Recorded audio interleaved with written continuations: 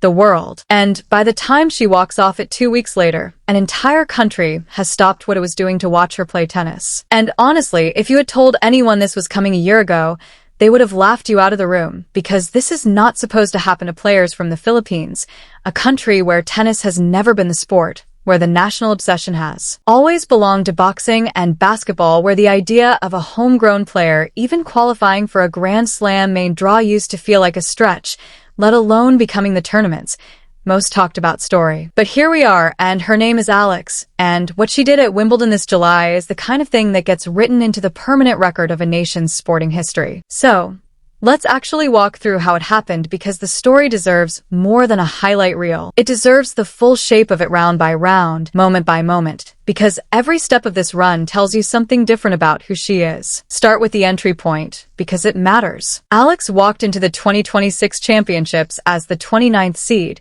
which sounds like a modest number until you realize what it actually meant. She had just become the first player in the history of Philippine tennis, man or woman, to ever be seeded at a Grand Slam tournament. And that alone would have been a headline in any other year. A nice accomplishment, a nice quote for the local papers back home. Instead, it turned out to be the opening line of a much bigger story. She arrived in London off the back of a genuinely electric stretch of grass-court tennis. She had just won her second career WTA title at the Birmingham Open, and then followed that with a run to the semifinals in Berlin, where she knocked off two top 10 players back-to-back, Elena Rybakina and Alina Svitolina. The kind of results that tell you a player isn't riding a hot streak so much as arriving at a new level entirely. And that's the version of Alex who walked onto Wimbledon's outside courts for round one against Mexico's Rinajua and won it comfortably 61-62. Just clean business like tennis. And with that win,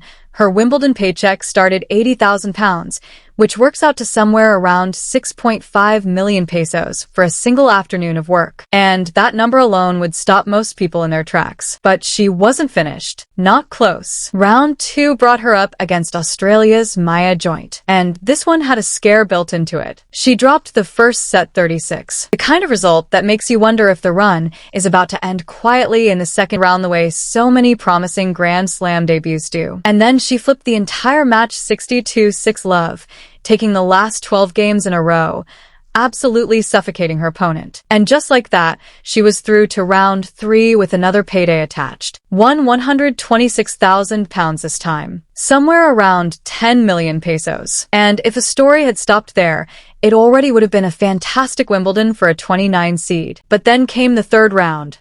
And this is the match. This is the one that turns a solid tournament into a genuine phenomenon, because waiting for her on center court was IGTCH, the defending champion, the world number 3, six-time Grand Slam winner, who had lifted this exact trophy 12 months earlier in such dominant fashion that she became just the second player in the Open era to win a Slam final without dropping a single game. That's who Alex had to face on the court, where Swiatek had been crowned queen the year before, and what unfolded was a 2-hour, 14-minute battle that had absolutely no business being that competitive on paper. The first set alone lasted nearly 90 minutes and came down to a tie break. So, tens needed extra points to settle 76-11-9. And then, in the second set, Swiatek actually broke serve, had a real chance to steady the match and pull it back to something manageable, but Alex broke straight back. And from there, she simply did not let go, closing out 6-2. And when that final ball landed, she dropped to her knees on center court in tears, because she had just beaten the defending Wimbledon champion. And the number attached to that particular afternoon was £185,000, close to 15 million pesos. But honestly, by that point, nobody was doing math anymore. Everybody was just watching her walk to the microphone for the on-court interview. And what she said next is the part of the story that traveled further and faster than any score line ever could. Still catching her breath, still visibly overwhelmed, she started talking about the players who came before her, the players whose careers she'd studied and admired. And she said something like this: maybe for someone like IG, who's won so many slams, or someone like Serena or Venus, this might not seem like a big deal. But for someone who grew up in the Philippines, and then she couldn't even finish the sentence. The emotion just took over. And what she said instead, once she found her voice again, was that she used to train with her brother and her grandfather every single afternoon after school. In her words, my ruffled socks and my light-up shoes and chubby cheeks. And she said that memory, that image of the kid she used to be, was everything to her in that moment. It's worth sitting with why that clip spread the way it did. Because it wasn't manufactured. It wasn't a brand campaign. It was just a young woman who had spent years grinding through junior tournaments and lower-level pro events suddenly standing on the most storied court in tennis. Connecting the dots out loud between the little girl who trained on ordinary courts back home and the woman who had just dethroned a defending Grand Slam champion, and for a country that has never really had a global tennis star to call its own. That moment landed like a gut punch of pure pride. You could feel it ripple through timelines and group chats and living rooms across the Philippines within minutes. Her grandfather, by the way, wasn't some elite coaching figure pulling strings from behind the scenes. From what she's described in past interviews, he was more of a club player himself. Someone who loved the game, who read about tennis obsessively and watched countless matches, and who used those afternoons with her as a way to bond, to build a routine, to instill the kind of discipline that doesn't show up in a stat sheet, but shows up everywhere else, in how a player behaves under pressure, in how they carry themselves when a match is slipping away. And by her own account, every time she does something important in her career, she thinks of him because he worked so hard and sacrificed so much to get her here. So that's the emotional core of this run. But the business of the tournament didn't pause for sentiment, because 2 days later, she was right back out there. This time in the fourth round against Italy's Jasmine Paolini, the 13th seed, a former Wimbledon finalist from 2024, a player with real pedigree on this exact surface, and a game built specifically for grass. And this is where we need to be honest about how the story actually ended, because it would be easy to only tell the triumphant parts,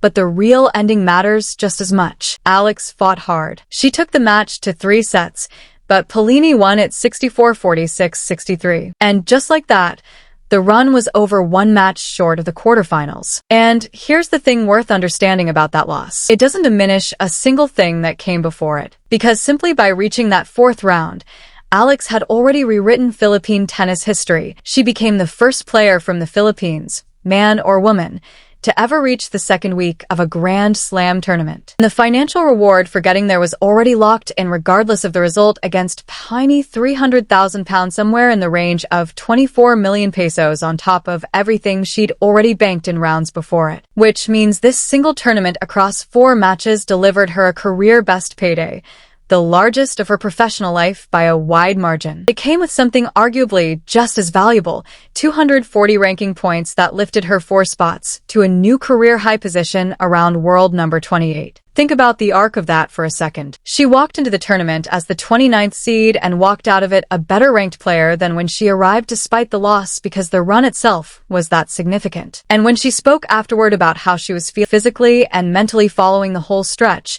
there was a phrase she used that stuck with a lot of people. She talked about needing to enjoy the process even when it's a roller coaster, even when there are tough moments. And she called that enjoyment her superpower, which tells you something important about how she's wired. Because plenty of players chase results and burn out chasing them. But she seems genuinely locked into the process itself, the day-to-day grind of getting better, independent of whatever the scoreboard says on a given afternoon. And that's really the through line of this entire story, if you zoom out far enough. Because this Wimbledon didn't come out of nowhere. It was the visible peak of a much longer climb that most casual fans never saw. Back in 2022, she won the US Open Junior Girls title, the kind of result that gets you noticed inside the tennis world, but rarely means anything to the general public. Then in 2025, she broke through at the Miami Open, a WTA 1000 event, reaching the semifinals as a wild card and knocking off 2 top 10 players. Along the way, becoming the first player from the Philippines to ever reach that deep into a tournament of that size, and the first to crack the world's top 100. She followed that with a run to her first tour-level final in Eastbourne, then won her first WTA 125 title in Guadalajara, finishing that season with a career-high ranking of 50 in the world. Along the way, there were injuries. There was a shoulder problem that disrupted part of her hardcourt season. There were losses that never made headlines. There was the ordinary, unglamorous reality of grinding through the tour week after week without cameras paying attention. And all of that groundwork is what made this Wimbledon possible. It wasn't a lightning bolt out of nowhere. It was the compounding result of years of exactly the kind of discipline her grandfather helped instill in her as a kid. And that's part of what makes her such a compelling athlete to follow, because she left home at 13 years old to train